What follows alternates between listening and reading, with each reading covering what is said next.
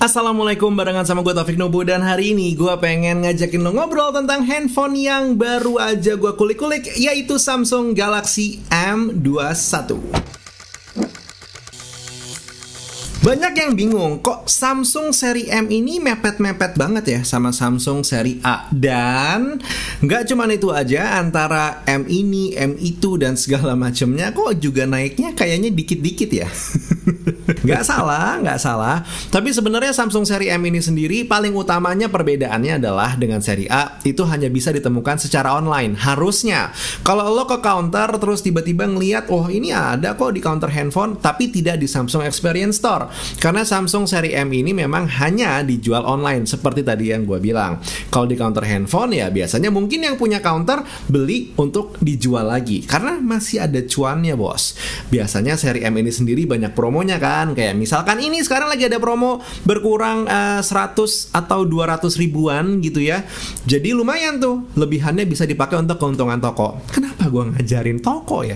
Anyway, seri M ini sendiri emang bisa dibilang kalah cepat keluarnya dengan seri A. Jadi kalau misalkan seri A ini punya fitur-fitur yang baru dan keluar di bulan Januari, si seri M dengan fitur yang kurang lebih mirip ini biasanya baru akan keluar nantinya itu di bulan-bulan mungkin Maret atau April lah, dengan looks dan juga penampilan yang jauh berbeda dibandingkan dengan seri A yang agak sedikit lebih playful. Kalau seri M ya basic needs aja deh, yang penting belakangnya ketutup dengan baik dan juga rapi, warnanya juga begitu aja deh, nggak ada prism crush segala macamnya, yang penting bisa dipakai. Basically itu dia perbedaan antara seri A dan juga seri M. Nah sekarang si Samsung Galaxy M21 ini juga adalah satu buah binatang yang menarik lagi nih, karena bedanya tipis banget sama Samsung Galaxy M30s yang selama ini menjadi andalan gue.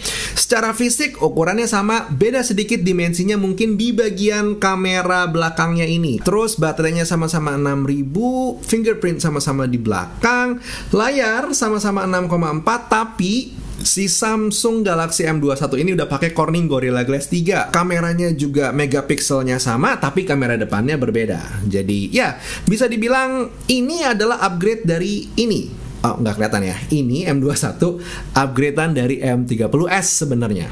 Dan harga ini juga masih lebih murah dibandingin yang ini. Oke. Kenapa begitu ya? Anyway, yuk kita ngebahas si Samsung Galaxy M21 dulu aja. Samsung Galaxy M21 ini secara fisik hitungannya buat gue nyaman banget dipakai di tangan. Walaupun secara desainnya unibody seperti yang sering lo temukan di budget phone, cuman hitungannya tetap menurut gue ini masih nyaman. Walaupun emang agak tebel ya, karena baterai dari si Samsung Galaxy M21 ini juga hitungannya besar, yaitu 6000 mAh. Performa baterainya ini gue udah bingung menjelaskannya lagi gimana, karena gue sempat pakai YouTubean selama 2 jam nonstop. YouTubean pakai koneksi GSM, jadi gue nggak pakai WiFi. Brightness-nya full selama 2 jam. Dari 100% itu turunnya hanya ke 93%. Bahkan yang paling wah lagi adalah di saat 1 jam pertama dia manteng aja tuh di 100%, tidak turun-turun. Jadi baterai 6000 mAh-nya Samsung Galaxy M21 ini punya potensi yang emang sangat-sangat besar. Dengan screen on time yang tadi gue dapetin, teorinya dari 100 ke 0 itu bisa sampai 10 jam. Potensinya, secara benarnya mungkin berbeda antara gue dan lo. Jadi ya silahkan dicoba sendiri untuk tahu angka tepatnya. Tapi baterai 6000 mAh ini berarti untuk ngecharge-nya agak lumayan ya. Pakai fast charging bawaannya si Samsung itu memakan waktu sekitar 2 jam 32 menit. Satu hal yang gue yakin adalah potensi baterai dari Samsung Galaxy M21 ini juga didukung sama prosesornya, yaitu Exynos 9611. Benar, secara benchmark bukan yang paling wah, 347 untuk single core dan juga 1268 untuk multi core score diukur menggunakan Geekbench 5. Tapi based on experience gue sendiri, untuk penggunaan harian gue tidak mengalami hal yang aneh-aneh, berjalan lancar, dan untuk CODM juga masih enak dengan responsivitas layar yang bisa gue bilang nyaman. Layarnya Samsung Galaxy M21 ini sendiri adalah 6,4 inci, sudah menggunakan panel layar Super AMOLED, ada perlindungan Gorilla Glass 3. Oke, kita sekarang akan balik ke masalah Exynos 9611 yang dibilang bilang prosesornya Samsung itu punya penerimaan sinyal yang nggak oke. Nah, gue sempat ngetes sinyal dari si Samsung Galaxy M21 ini menggunakan koneksi Bayu. Dan gue menggunakan paketnya Bayu yang 1 megabit per second. Jadi harusnya dia stabil tuh di sekitaran sana. Di saat gue ukur pakai speed test, ternyata emang angka yang gue dapat itu tidak sampai 1 Mbps, tapi mendekati lah 0,8, 0,9. Jadi buat gue nih masih ada angka toleransi di situ. 0,1, 0,2 hitungannya masih oke. Jadi gue bisa bilang untuk masalah koneksi, seenggaknya Samsung Galaxy M30s dan juga M21 yang gue pakai menggunakan Exynos 9611 sampai saat ini gue belum menemukan masalah. Tapi lagi-lagi mungkin untuk hasil pengujian di tempat lo berbeda dengan yang gue alami. Untuk kamera dari Samsung Galaxy M31, dia menggunakan setup triple kamera, 48 megapiksel untuk main kameranya, 8 megapiksel ultra wide angle, dan juga 5 megapiksel depth sensor. Sementara di bagian depannya, Samsung Galaxy M21 ini menggunakan 20 megapiksel wide angle front lens. Ya, jadi jatuhnya kamera depannya itu seperti 26 mm kalau di kamera full frame. Dan itu cukup wide, jadi hitungannya enak dibandingkan dengan handphone-handphone lain yang biasanya lebih tight. Hasil foto dari Samsung Galaxy M21 ini di saat gue mencoba ngelawan matahari itu bisa ngasih dynamic range yang bisa dibilang decent.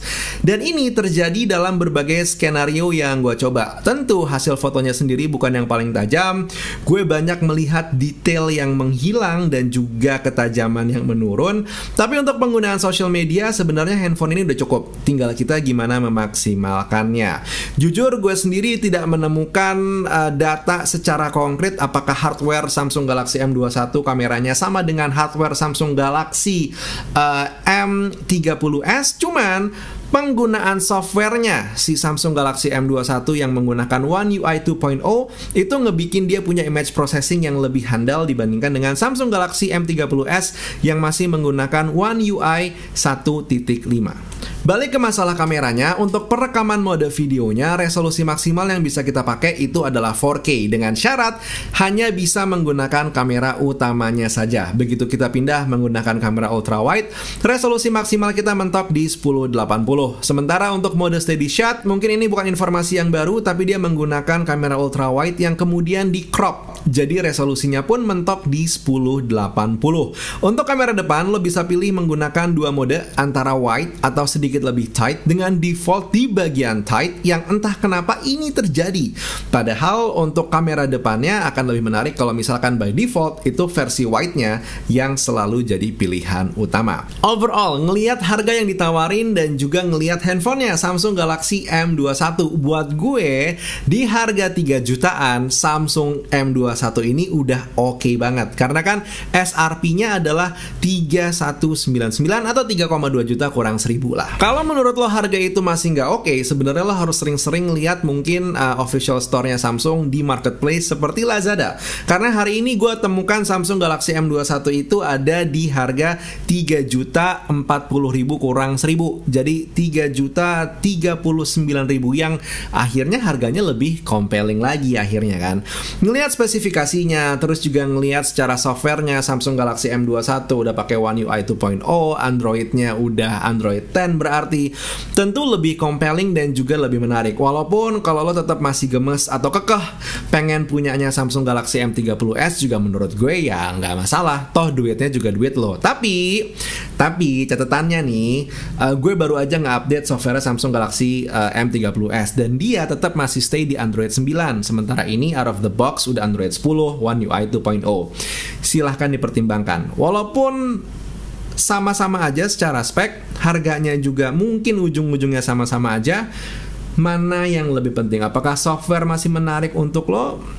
Maka ya ini. Kalau sama-sama aja ya ini juga nggak masalah. Anyway, keputusan ujung-ujungnya tetap ada di lo. Cuman hasil penjabaran gue adalah seperti itu. Samsung Galaxy M21 clearly salah satu handphone Samsung yang sangat-sangat mungkin untuk gue pakai harian, menggantikan yang ini. Karena walaupun ini mungkin lebih tinggi secara seri, ini jatuhnya upgrade-nya ini. Ya gitulah, udah. Anyway, that was the video for today. Silakan kalau mau ada yang berkomentar atau mungkin mau cerita karena lo udah juga pakai Samsung Galaxy M21, tulis di kolom komentar, gue akan tunggu. Dan jangan lupa kalau suka sama video ini, please do hit like, klik subscribe, dan juga nyalain notifikasi untuk mendapatkan lebih banyak video tentang teknologi. Apapun yang bisa gue share akan gue share. Buat sekarang Taufik Nobo cabut. Assalamualaikum warahmatullahi wabarakatuh. Skadush.